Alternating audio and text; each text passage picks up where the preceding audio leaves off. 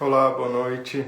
Hoje nós vamos receber aqui o excelente neurologista Alexandre, que vai conversar com a gente um pouco sobre um assunto extremamente importante, que é a insônia ligada à ansiedade. Alexandre, a gente poderia começar aí definindo aqueles tipos de insônia que existem, né? Boa, Aqueles boa. três tipos de insônia, até para a gente separar, né? Porque muita gente chama de insônia qualquer questão com sono, e não é bem assim. Insônia não é tudo igual, né? Pelo contrário, a gente tem Exato. diferentes formas de insônia que acontecem em diferentes tipos de transtornos aí. Então, assim, a maioria das pessoas tende a achar que insônia tudo é dificuldade para dormir. Na verdade, não, não é isso, ou pelo menos não é necessariamente isso. Insônia é redução do tempo de sono. Pô, mas não é a mesma coisa? Dificuldade para dormir reduz o sono.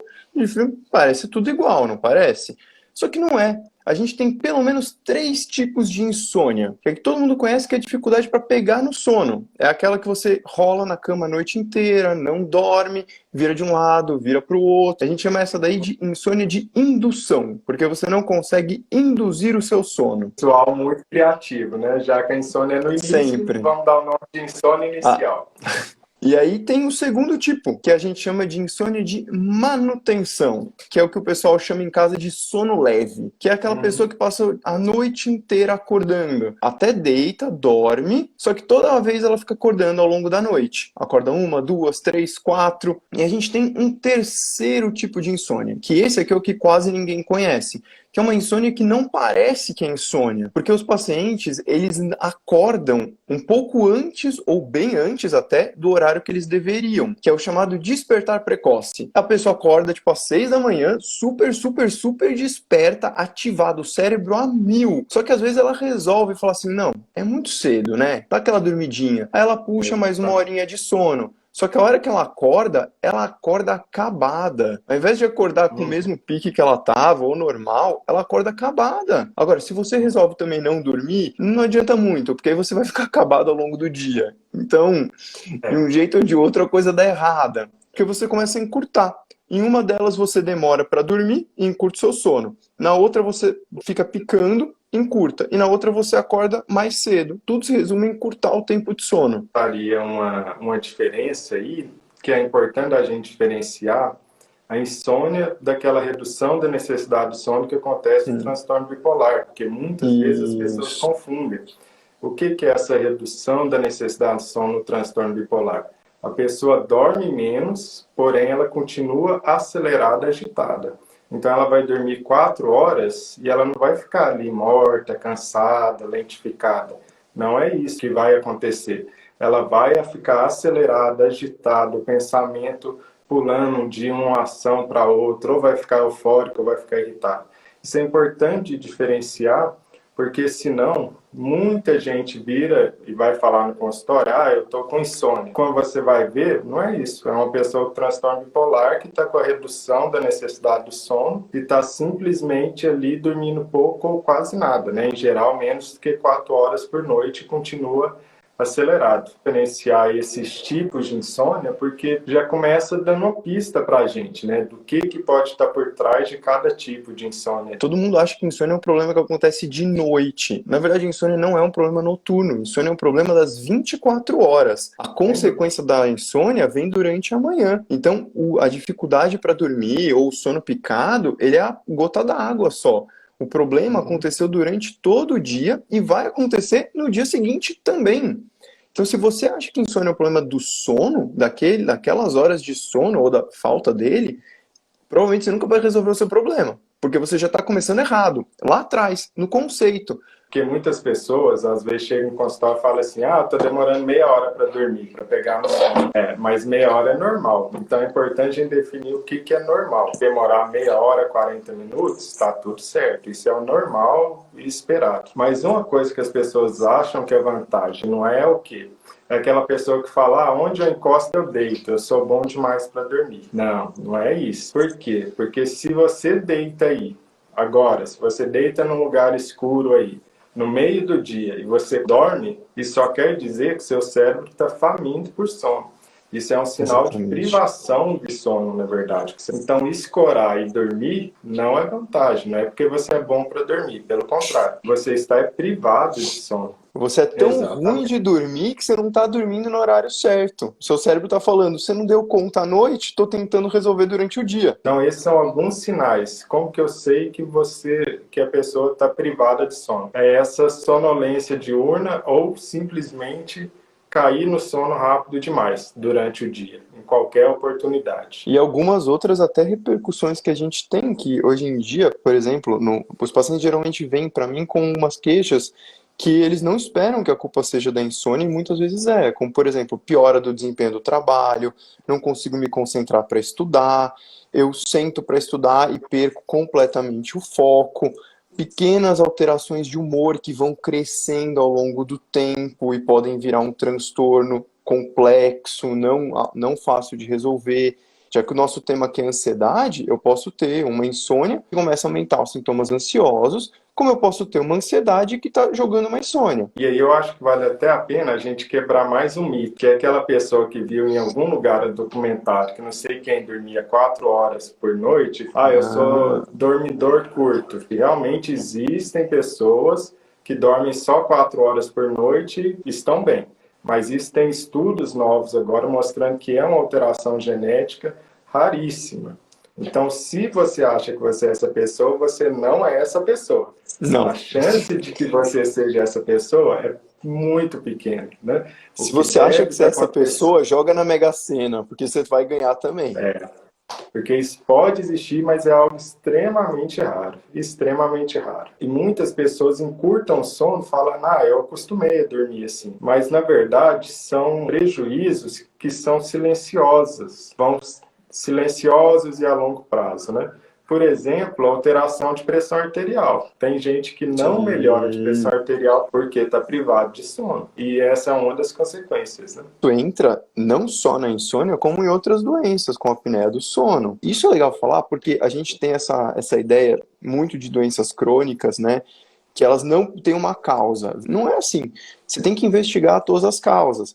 Muitas vezes você talvez não precise desse remédio. Às vezes o tratamento que você precisa é outro. A gente está falando de pressão alta, mas o mesmo vale para diabetes também, né? Exato. Se quiser controlar a doença, eu preciso dormir melhor. E aí você falou uma coisa genial, né, Alexandre? Se a gente tem que abrir a mente para considerar a insônia um problema das 24 horas do dia. E isso é essencial. Eu acho que essa simples frase, se essa sacada ficar da live, já valeu a live. Porque mais para frente a gente vai falar sobre higiene do sono e vocês vão ver que a higiene do sono começa no café, na atividade física, um monte de coisa durante o dia. E muito importante o que se faz e como se faz durante o período diurno para melhorar a insônia. A gente conversou sobre essas 3 tipos de insônia, né?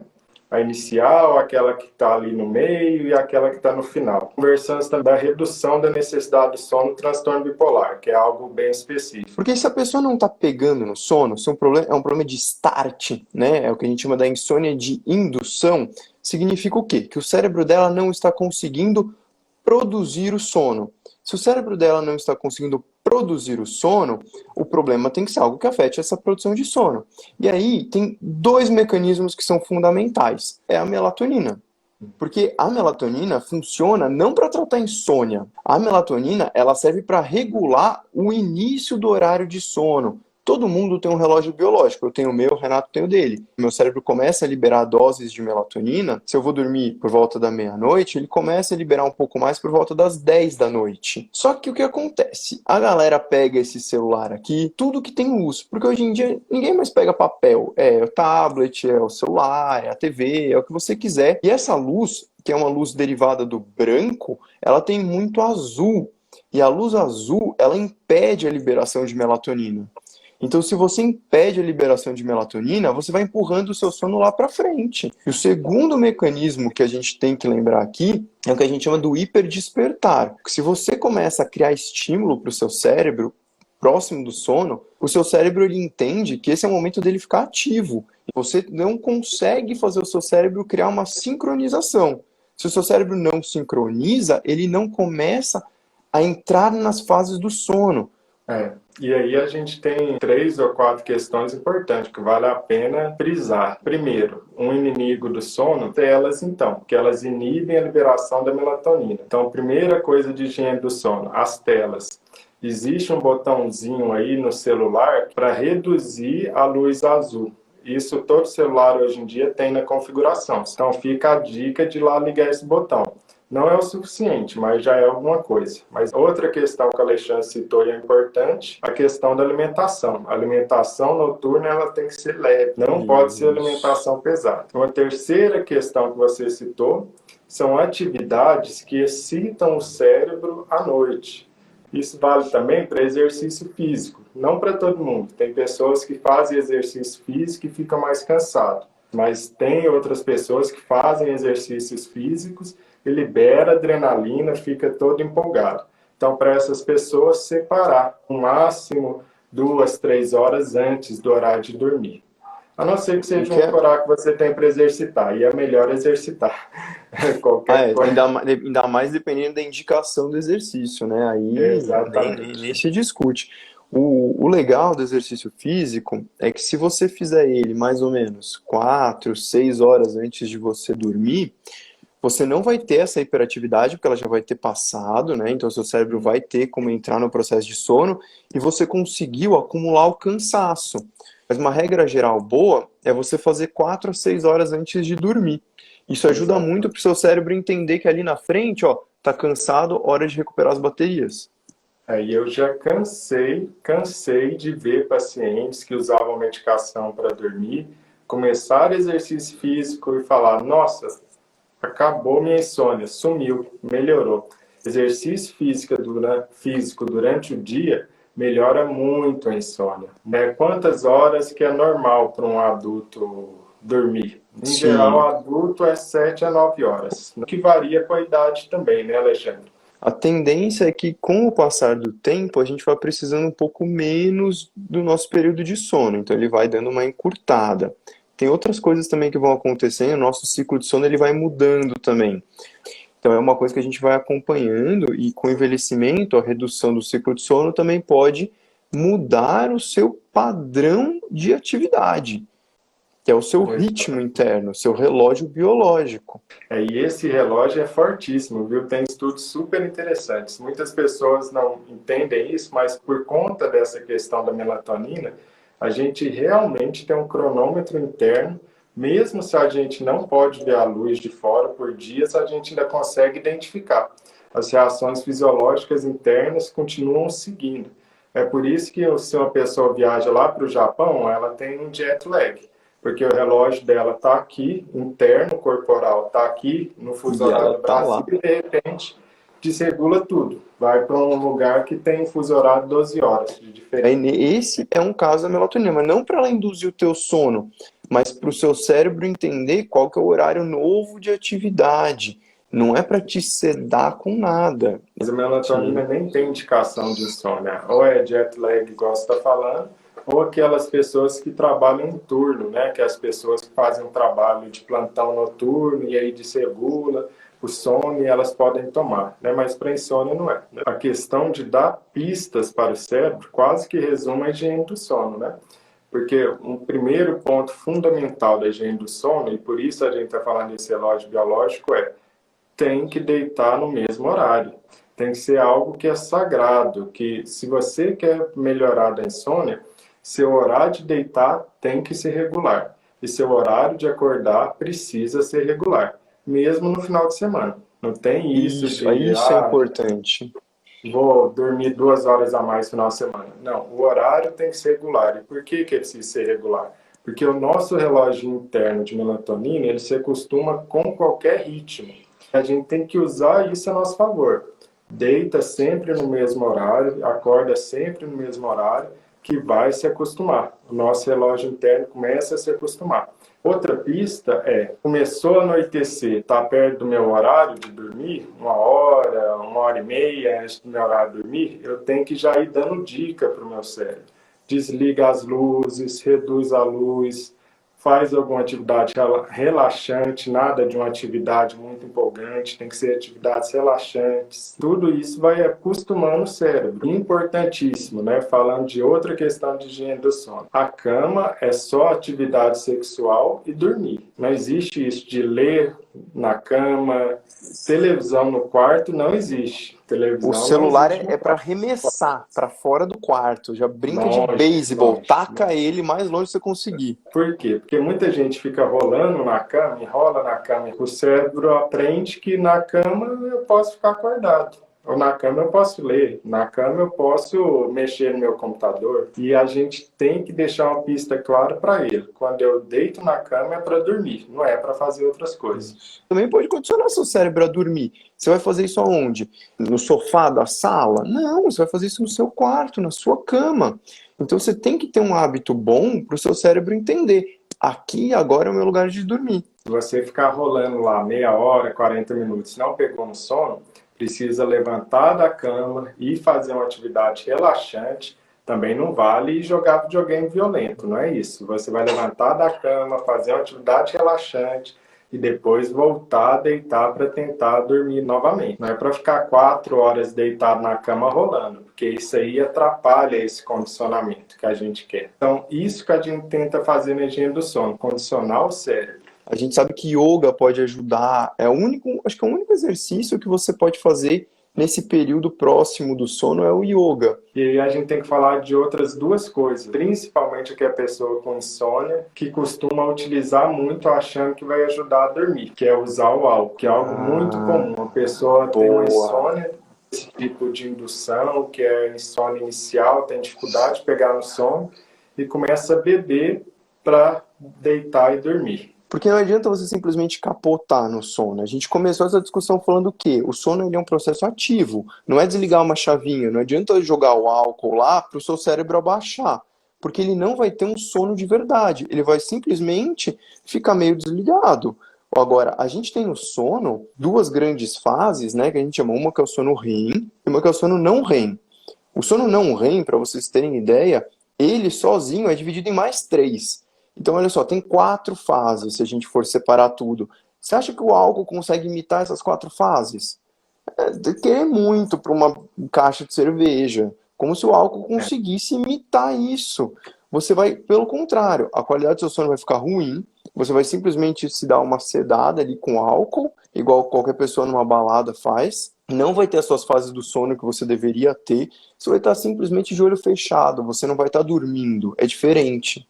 Porque ele induz ao sono, né? Realmente ele joga a pessoa para dormir mais rápido. Isso existe, porque o álcool é um depressor do cérebro. Aí ele joga para o sono. E aí ele vai e atrapalha a arquitetura do sono completamente. Não deixa esse sono se aprofundar. Você não faz todas essas fases que o Alexandre está falando, que são as 4 fases do sono. E no outro dia, está mais irritado, problema de concentração, baixa produtividade, por aí vai. Então, o álcool, eu sempre digo que é aquele amigo traiçoeiro, né? Que abraça, mas esfaqueia nas costas, por assim dizer, né? Até induz o sono, mas prejudica demais a qualidade desse sono. Exato. Vai virar um sono totalmente não reparador. Então, uma das principais funções do sono, que é reparação, você está jogando fora. E, na verdade, não é só essa que você está jogando fora. As outras funções do sono, que é regular o humor, que é, por exemplo, fixar a memória do que você aprendeu durante o dia e preparar o seu cérebro para adquirir memórias novas no dia seguinte. Você também está perdendo isso. Você está literalmente ficando de olho fechado, não dormir. Dormir é outra coisa, dormir é um processo. Ele é algo muito mais complexo e trabalhado. Não é ausência de consciência. É isso que eu queria que vocês entendessem. E até porque existem muitos processos que ocorrem durante o sono que são importantes, né? Inclusive a liberação de alguns hormônios que ajudam no emagrecimento. Por isso que, se quiser perder peso, precisa ajustar o sono, porque senão perde peso, por causa da liberação desses hormônios. Por isso que muitos trabalhadores em turno que trabalham em plantão tem problema de ganho de Engorda. peso, e não é pouco. E não é pouco, né? E Pra aí, ter ó, tem ideia, uma coisa muito, muito boa você falar. Eu vou fazer um gancho com a pergunta que, quando a gente estava falando da hipertensão, e aí você até comentou a questão do diabetes. Hoje, a gente sabe que uma das melhores formas de você reverter o diabetes, onde a gente realmente consegue fazer isso, é com perda de peso importante. Eu tô falando aqui de diabetes tipo 2, tá bom? Que é aquele mais associado com obesidade, é você perder peso próximo da época do diagnóstico. E se o seu sono está ruim, você começa a liberar hormônios que vão te fazer ganhar peso, porque você vai comer mais, vai comer alimentos mais calóricos, e aí você vai na contramão do que você tem que fazer, por exemplo, para tentar resolver o seu diabetes. A janela de oportunidade que você tem, a pessoa que acabou de ter o diagnóstico de diabetes, essa pessoa tem uma janela de oportunidade que ela nunca mais vai ter na vida. É a chance dela de tentar reverter a doença. Muito difícil ela conseguir fazer isso depois. E aí o seu sono tem que ser seu aliado e não teu inimigo. tem até uma questão interessante disso do apetite, né? Já fizeram estudos sobre isso, que pegaram e separaram, pegaram várias pessoas, separaram em 3 grupos. Um grupo que deixaram dormir 8 horas, outro 6 horas, outro 4 horas. E colocaram esses grupos dentro de uma sala, que tinha comida saudável e tinha doce, bolo, bolacha, etc. e tal. Resultado, quem dormiu 4 horas comeu mais, quem dormiu 6 horas comeu na metade ali, e quem dormiu 8 horas foi o que menos comeu. Mas não era só na quantidade de caloria, era no tipo de caloria que a diferença era gritante. Quem dormiu 4 horas comeu muito carboidrato e açúcar. Porque se vocês pararem para notar o que acontece, você dorme mal no outro dia, seu cérebro está querendo o quê? Carboidrato simples, é pizza, pão, chocolate, bolacha, etc. Quem dormiu 6 horas escolheu mais ou menos comidas ruins, essas de açúcar e um pouco de saudável. E quem dormiu 8 horas foi quem fez as melhores escolhas. Sem contar que a impulsividade aumenta, então a pessoa tem menos autocontrole sobre o próprio comportamento quando dorme mal. Questão que impacta o sono e que muitas pessoas não percebem, né? Que é o café. É super importante para quem tem insônia, porque o café, a cafeína, né? Ela fica no nosso corpo de 7 até 10 horas, né? 7 horas é a média dele ficar no corpo, e para mulheres que usam anticoncepcional, até 10 horas por aí, né? Que pode ficar. Então, se eu tomo um café 3 horas da tarde, isso pode sim impactar o meu sono, né? E lembrando que a cafeína, ela existe em Coca-Cola, Pepsi, Chocolate. preto, chamate, chimarrão, e até em lugares pouco suspeitos, como, por exemplo, algumas medicações analgésicas para dor de cabeça. Se você for olhar Exato. lá, em algumas dessas medicações tem cafeína. A Neosaldina, que é uma medicação muito usada para dor de cabeça e que os neurologistas não gostam de modo geral, né, salvo raríssimas exceções, é uma medicação que virou já praticamente house, né? O pessoal, tem gente que passa o dia inteiro chupando uma balinha de Neosaldina e aquilo lá é cheio de cafeína. Açúcar também é outra coisa. De noite, excesso de açúcar Bem lembrado. vai te dar energia, cara. Você não vai dormir tão fácil assim, não. Ele é um energético, ele tem esse efeito. Já fizeram um estudo que era o quê? A pessoa fechava o olho, ficava com a pálpebra fechada Esse é bom. e colocavam a luz. Porque muita gente me fala isso. Eu tenho televisão no quarto e eu sou implicado. Televisão não é no quarto, é para tirar a televisão do quarto. Eu falo isso inúmeras vezes, o povo não me ouve. Aqui vou deixar gravado. Tire a televisão do quarto. Por quê? Porque quando eu fecho o olho e a luz está lá, olha que incrível. A luz atravessa a minha pálpebra, atravessa o olho, vai lá na glândula pineal e inibe de liberar melatonina.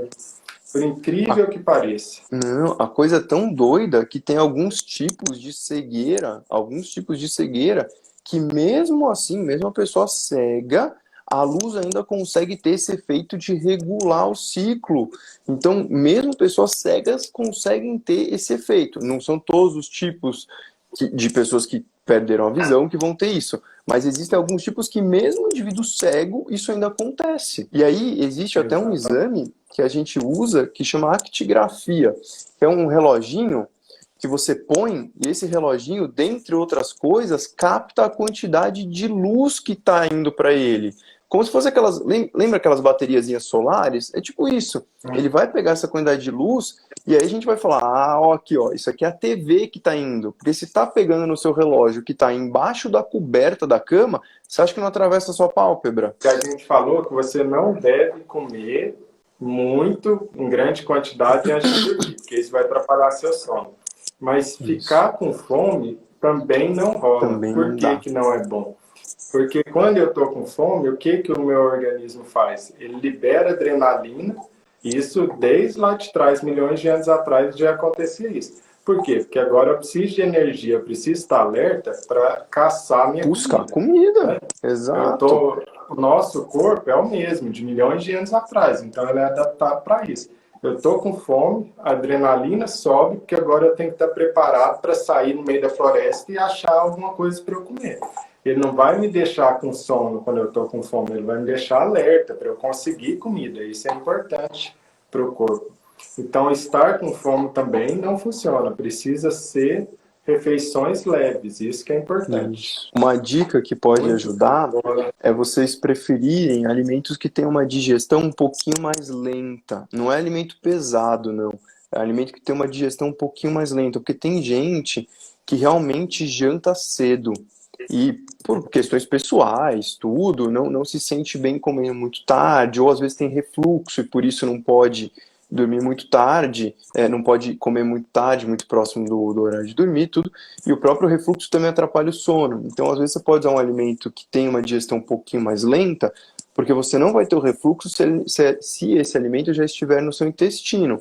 Então, o refluxo vai acontecer se ele estiver no estômago. E ele vai continuar sendo absorvido e liberando nutrientes e você não vai sentir tanta fome.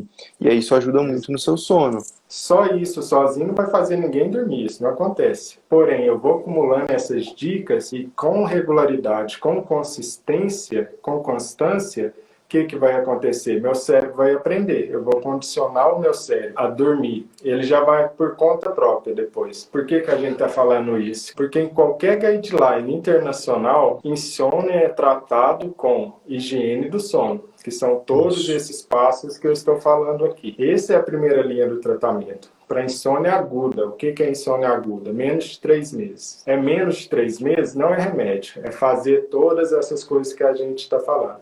Se é mais de 3 meses, a higiene do sono ainda continua valendo e a gente tem uma coisa que chama TCC, Terapia Cognitivo Comportamental para Insônia, voltado para insônia. Mas percebam que, novamente, não é remédio. Não é remédio. Aguda é a higiene do sono e, naquelas crônicas, mais de 3 meses, terapia cognitivo comportamental para insônia. Isso vai resolver 100% das insônias? Não vai resolver 100% das insônias. Algumas não vão melhorar. Vai necessitar de uma investigação maior e, às vezes, até do uso da medicação mesmo, né? Sim. Mas são algumas, isso é exceção. A imensa maioria vai melhorar fazendo isso. Mas o que acontece é o contrário na prática, né? A exceção virou a regra e a regra virou a exceção. O que aparece é as pessoas chegam no consultório de alguém que tem experiência com sono, que infelizmente, né, Renato sabe disso, é muito menos pessoas do que deveriam, né? Mas, enfim, aí já é até outro papo. E aí, qual que é o problema? O paciente chega já tendo usado 3, 4, sei lá, 5 remédios diferentes, mas nunca fez a terapia de primeira linha, que é, para insônia crônica, né, a terapia cognitivo-comportamental pro sono. E aí, assim, você fala, como é possível? Você está usando um remédio que é a quinta linha, é um negócio que, assim, ninguém deveria querer usar, é pior do que cloroquina para Covid, e aí, o melhor tratamento que existe no mundo inteiro, você não quis fazer? Ou simplesmente não foi indicado, que é o mais comum, na verdade. Na verdade, nenhuma medicação faz sentido para insônia sem exato. sustentar essas mudanças que estamos conversando. Porque toda medicação para dormir tem sua consequência, essa é a verdade. Alguém perguntou, com benzodiazepínico aí eu consigo fazer todas as fases do sono? Não, você não Não. consegue. Do mesmo jeito que a gente não consegue produzir uma comida artificialmente que seja aí tão nutritiva Idêntica, né? quanto aquela comida natural. Existem alterações no sono quando você está dormindo sob o efeito de benzodiazepínico. Porque o que, se eu até vou dar um passo além, imagina o seguinte, o sono, ele é um processo sequencial, então acontece X, e esse X faz acontecer Y, o Y faz acontecer Z, depois de um tempo volta para o X, então ele fica fazendo um ciclo. O remédio, ele é simplesmente uma pedrinha. Ele vai cair lá e vai fazer uma coisa, como se você estivesse apertando um único botão. Não importa qual remédio você usar, você não vai ter esse fluxo de informações, ele não vai ter essa sequência, esse ciclo não vai se completar, pelo menos não da forma adequada. Ele vai ficar mais ou menos preso como se fosse um único efeito. Então, assim, realmente não tem nenhuma medicação que consiga simular o sono, porque ele é um processo muito variável dentro de si mesmo. A imensa maioria de problemas do sono que a gente vê no consultório, elas são uma questão de hábito ao longo das 24 horas. Alguém fazendo exercício físico, fazendo alimentação que a gente está contando, criando todo esse ritual pré-sono à noite, dificilmente vai ter insônia. E um Muitos outro nós. vilão é a nicotina, que é o cigarro, Ah, né? boa. Muita gente Nossa, fala que é porque a nicotina ela é ativadora. E ela é pior ainda, porque ela é ativadora por apenas 2 horas. A meia-vida da sim, nicotina que ela dura bem no mais corpo é curto. 2 horas.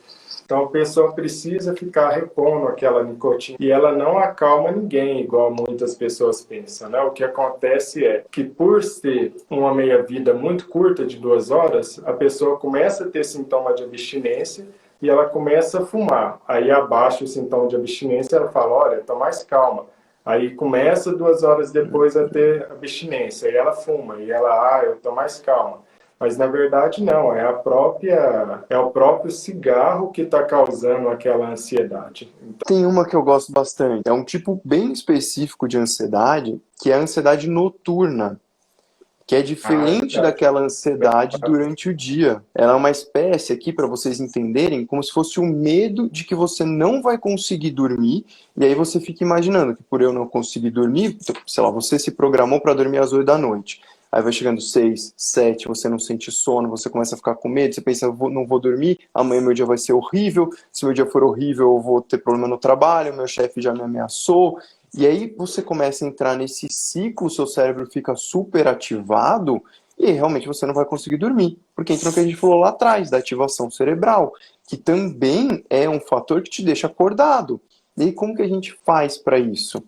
O ideal é que vocês não tenham um horário fixo para dormir, mas que vocês tenham um horário fixo para acordar. É aquilo que o Renato falou lá no começo, acordar todo dia no mesmo horário. E aí, se você dormiu 2 horas nesse dia, você não vai mais dormir durante o dia. Você vai acumular esse sono e só vai para a cama realmente na hora que você tiver com sono. Se você não dormiu de novo, no outro dia você vai estar com mais sono. Vai chegar uma hora que o seu cérebro vai entender, aqui agora é para eu dormir. E aí ele vai começar a entrar no ritmo. É lógico que o primeiro dia não é gostoso, o segundo dia pode também não ser gostoso, mas ele vai começar a entrar. Se você tentar se obrigar a dormir num determinado horário, você vai começar a ficar muito apreensivo. Tá chegando meu horário de dormir, preciso dormir, preciso dormir. Aí olha no relógio, aí olha, vê o horário. Ai meu Deus, faz meia hora que eu tô aqui, eu ainda não dormi. Que é outra coisa, tá na cama rolando, não adianta ficar olhando no relógio. Acha que tá na cama uma meia hora ali e não tá dormindo, sai da cama. Mas não fica olhando no relógio. Essa é uma outra dica, né? Um é não olhar no relógio, não ter relógios dentro do quarto, né? Para não ficar pensando o tempo todo sobre isso. Outra questão também sobre o quarto ainda, né? É que o quarto ele tem que ser muito parecido com a caverna. Ele tem que ser super escuro, tem que ser silencioso.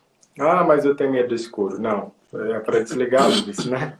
Senão a luz vai atrapalhar o sono. E, se possível, um pouco mais frio, em torno aí de 4 graus abaixo da temperatura ambiente. Ou pelo ar-condicionado, para quem tem, ou pelo ventilador, ou arejar de alguma forma o ambiente. Por quê? Porque era isso que acontecia milhões de anos atrás. A gente não tinha essas casas cobertas e tudo isso. Você estava no meio da floresta, chega à noite, o que acontece? No meio da floresta, a temperatura cai. Você entra numa caverna, o que acontece? A temperatura cai à noite. A queda da temperatura, ela induz o sono, mas não é a temperatura da pele. é a temperatura nossa interna do nosso corpo.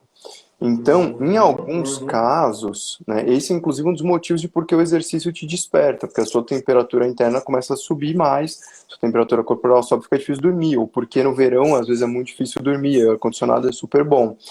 Agora, o banho quente Vai pro verãozão, você vê. Nossa, Eu lembro terrível, uma época que terrível. eu tava no verão no Nossa, México, meu irmão não dormia de jeito nossa, nenhum, não tinha ar-condicionado, não dorme no calor de jeito não. nenhum. Não, Não tem condição de você conseguir dormir um negócio desse. Porque você está indo contra o processo natural do seu corpo. Não vai dar certo. Mas tem um jeito que, em algumas circunstâncias, que você pode usar até um banho não quente, mas um banho morno. Quando você toma um banho morno, numa situação que você está com uma certa dificuldade de dormir, a temperatura da sua pele vai aumentar. Só que quando a temperatura da pele aumenta, ela vai puxar o calor da parte interna do corpo. E isso pode reduzir um pouco a temperatura central do seu corpo e servir como um start do sono.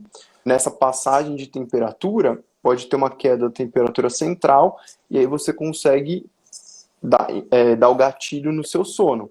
Mas, muito cuidado, porque a diferença entre dar um gatilho e aumentar a temperatura do corpo inteiro e ter dificuldade de dormir é muito tênue. Então essa é uma tática. Toda tática pode ter prejuízo, tem que saber usar direito. quanto mais dessa higiene do sono você faz, maior sua chance de vencer a insônia. Muita gente que às vezes acaba precisando de uma medicação, você consegue, com a higiene do sono, pelo menos transformar uma insônia crônica numa insônia mais aguda. E aí, ao invés de usar a medicação todos os dias, a pessoa vai usar o que a gente chama de SOS, né? Naqueles dias específicos. Então, todo mundo tem benefício da higiene do sono. Todo mundo tem. Isso que é o legal. Alexandre, eu acho que a gente Voltou. falou bem aí do sono, né? Olha, tia, mas foi ótimo aí de a gente conversar nessa live, viu? E vamos marcar outras para continuar Quantas você explorando quiser, esse meu tema amigo. aí que não acaba nunca.